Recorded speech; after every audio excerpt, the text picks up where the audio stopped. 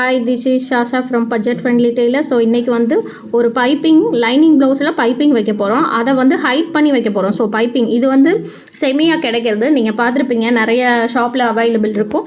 இதுக்கு நம்ம ஒத்தா நாண்டு கால் யூஸ் பண்ணி தான் வந்து ட்ரை பண்ண போகிறோம். ஏன்னா அதுதான் கொஞ்சம் ஈஸியாக இருக்கும். பைப்பிங்க்கு எப்போயுமே அதான். இப்போ வந்து நான் கட் பண்ணி வச்சுட்டேன். லைனிங் கிளாத்தை பார்த்தீங்கனாலே தெரியும், கிராஸ் பீஸ் வச்சு கட் பண்ணியிருக்கேன். ஸோ இதை வந்து ஒரு 1/2 இன்ச்சு கேப் விட்டு இந்த மாதிரி நம்ம ஹைட் பண்ணி பைப்பிங் வைக்க போகிறோன்னா நம்ம வந்து ஒரு 1/2 இன்ச்சு எக்ஸஸாக தான் வந்து கழுத்துக்கு வைக்கணும். ஏன்னா உள்ள துணி வந்து செட்டில் ஆகிறதுக்காக நம்ம அந்த மாதிரி வைக்கணும். ஸோ இப்போ இந்த 1/2 இன்ச்சு கேப் விட்டு நம்ம வந்து அந்த பைப்பிங்கை அழகாக வந்து ஸ்டிச் பண்ணலாம். பார்த்திங்கனாலே தெரியும், நெக்கில் வந்து அப்படியே ஸ்டிச் பண்ணுறேன்.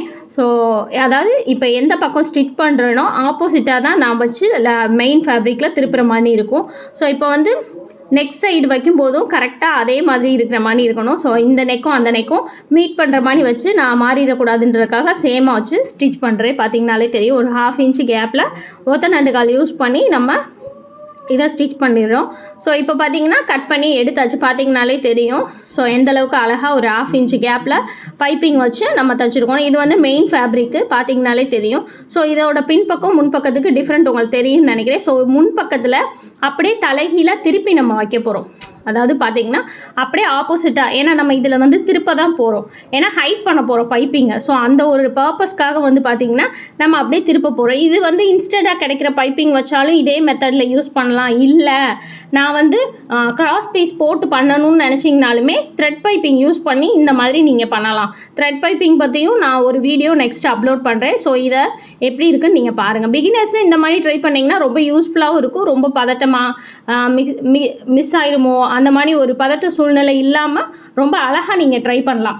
ரிலாக்ஸாகவே ட்ரை பண்ணலாம். இதில் வந்து அந்த குழப்பம் அதிகமாக வராது. அது மாதிரி ஒத்த நண்டு கால் யூஸ் பண்ணி ட்ரை பண்ணிங்கன்னா ரொம்ப ஈஸியாகவும் இருக்கும், மிஸ்டேக் இல்லாமல் பண்ண மாதிரி ஒரு சாட்டிஸ்ஃபைங்காகவும் இருக்கும். உங்களுக்கே இதை பார்க்கும்போது ஒரு சாட்டிஸ்ஃபைங்காக இருக்கும், கரெக்டாக பண்ணியிருக்கோம் அப்படின்ற ஒரு ஃபீல் கிடைக்கும். சரிங்களா? ஸோ இப்போ வந்து மெயின் ஃபேப்ரிக்கில் நம்ம தலைகீழாக திருப்பி வச்சு நம்ம பொடி தையலாக போட்டு கிராஸ் பைப்பிங் வச்ச மாதிரியே அதே மாதிரியே நம்ம வச்சு இன்னொரு ஸ்டிச் அது மேலேயே போடுறோம். அதுக்கப்புறம் இப்போ வந்து இதை ஃபோல்டு பண்ணுறதுக்காக இந்த வளைவுலையெல்லாம் வந்து சின்ன சின்ன கட் கொடுப்போம், உங்களுக்கே தெரியும். ஸோ ஃபோல்டு பண்ணும்போது எந்த டிஸ்டர்பன்ஸும் இருக்கக்கூடாதுன்றதுக்காக இந்த மாதிரி நம்ம பண்ணுறோம். ஸோ பண்ணிவிட்டு இப்போ மேலே வந்து லைட்டாக நீவி விட்டுட்டிங்கன்னா, லைனிங் பக்கம் வந்து நீவி விட்டிங்கன்னா திருப்பும் போது வந்து லைனிங் மேலே வராத அளவுக்கு செட்டில் ஆயிரும். ஸோ அந்த ஒரு பர்பஸ்க்காக தான்.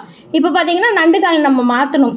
நான் வந்து இந்த மாதிரி சேஞ்ச் பண்ணுறதுக்கு ஒரு நட்டை கழட்டி மாட்டுவாங்க. பட் அது இல்லாமல் இப்போ ஒரு ஸ்ப்ரிங் டைப்லேயே வந்து பஜார்லையெல்லாம் கிடைக்குது. ஸோ மெயினாக இந்த மிஷினரிஸ் ஐட்டம் இருக்கிற ஷாப்லையெல்லாம் நீங்கள் கேட்டிங்கன்னா அவைலபிள் இருக்கும். ஸோ இந்த மாதிரி ட்ரை பண்ணிங்கன்னா யூஸ்ஃபுல்லாக இருக்கும். இந்த நண்டுக்கால் சேஞ்ச் பண்ணுறது, ஆரி ஒர்க் ப்ளவுஸ்லாம் ஸ்டிச் பண்ணுறதுக்கு இந்த மாதிரி சேஞ்ச் பண்ணுறதுக்கு ஒன்று இருக்கும். ஸோ இந்த மெத்தடு ரொம்ப யூஸ்ஃபுல்லாக இருக்கும்.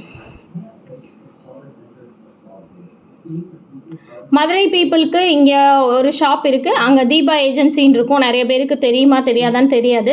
ஸோ கூகுள் சர்ச் பண்ணிங்கனாலுமே வரும். ஸோ அந்த பிளேஸில் வந்து இந்த மாதிரி எக்யூப்மெண்ட் ஃபுல்லாக வந்து லோ ப்ரைஸில் ரொம்பவே நல்லா கிடைக்கும். ஸோ சர்ச் பண்ணி பாருங்கள். ஸோ இப்போ வந்து சுற்றிலும் பதிச்சு தையல் அந்த மாதிரி நம்ம போட்டுடலாம். சரிங்களா?